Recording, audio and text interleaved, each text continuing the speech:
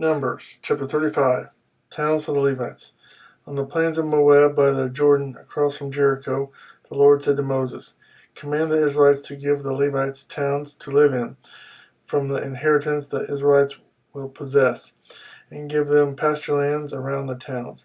Then they will have towns to live in, and pasture lands for their cattle, flocks, and all their other livestock. The pasture lands around the towns that you give the Levites will extend out 1,500 feet from the town wall. Outside the town, measure 3,000 feet on the east side, 3,000 on the south side, 3,000 on the west, and 3,000 on the north, with the town in the center. They will have this area as pasture land for the towns. Cities of refuge. 6 of the towns you give the Levites will be cities of refuge, to which a person who has killed someone may flee. In addition, give them 42 other towns. In all, you must give the Levites 48 towns, together with their pasture lands. The towns you give the Levites from the land the Israelites possess are to be given in proportion to the inheritance of each tribe. Take many towns from a tribe that has many, but few from one that has few. Then the Lord said to Moses, Speak to the Israelites and say to them, When you cross the Jordan into Canaan, select some towns to be your cities of refuge, to which a person who has killed someone accidentally may flee. They will be places of refuge from the avenger, so that a person accused of murder may not die before he stands trial before the assembly. These 6 towns you give will be your cities of refuge. Give 3 on this side of the Jordan and 3 in Canaan as cities of refuge. These 6 towns will be a place of refuge for Israelites, aliens, and any other people living among them, so that anyone who has killed another accidentally can flee there. If a man strikes someone with an iron object so that he dies, he is a murderer. The murderer shall be put to death. Or if anyone has a stone in his hand that could kill, and he strikes someone so that he dies, he is a murderer. The murderer shall be put to death. Or if anyone has a wooden object in his hand that could kill, and he hits someone so that he dies, he is a murderer. The murderer shall be put to death. The avenger of blood shall put the murderer to death. When he meets him, he shall put him to death.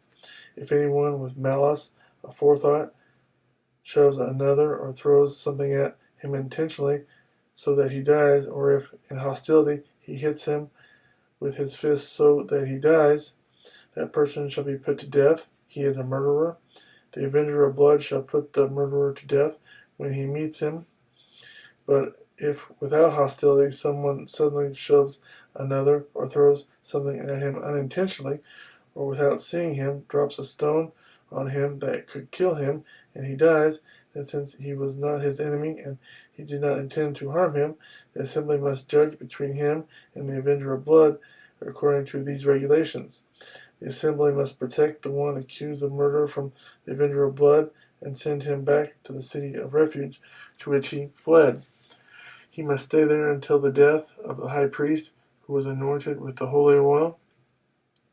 But if the accuser ever goes outside the limits of the city of refuge to which he has fled, and the avenger of blood finds him outside the city, the avenger of blood may kill the accused without being guilty of murder.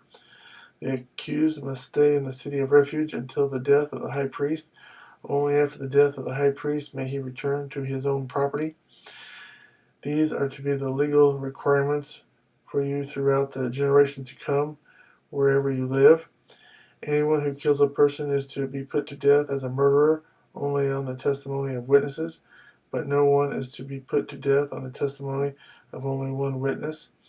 Do not accept a ransom for the life of a murderer who deserves to die. He must surely be put to death.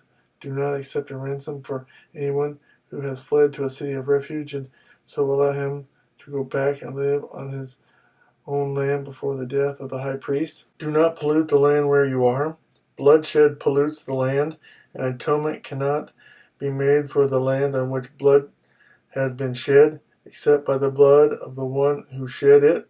Do not defile the land where you live and where I dwell, for I, the Lord, dwell among the Israelites.